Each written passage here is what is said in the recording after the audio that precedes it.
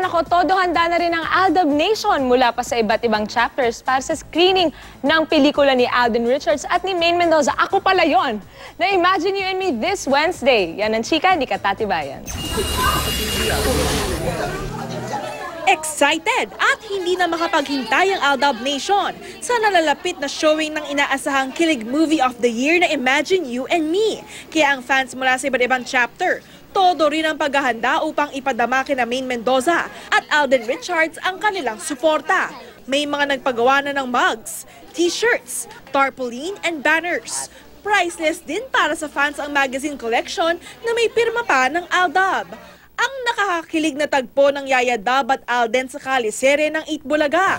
Sana mas lumevel up daw sa pelikulang Imagine You and Me. Inaasahan namin na siyempre hindi lang kilig, puno rin ng aral yung movie nila. Dahil daw sa Aldab, feeling good vibes parati ang Aldab fan na si Nanay Teresa Pineda na 53 years old na. Naging inspirasyon din sa kanya ang Aldab upang manatiling masaya sa kabila ng hirap sa buhay. Pantanggal ng stress.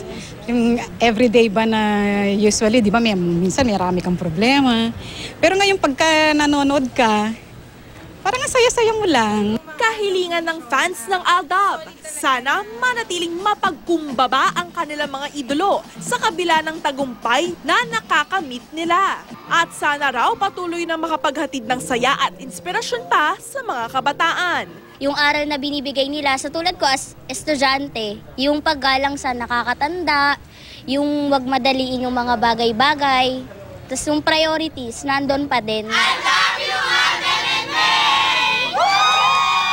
Mapapanood na sa July 13 sa mga sinehan ang Imagine You and Me. Pero bago riyan, magkakaroon muna ng espesyal na premiere screening ang Aldab bukas.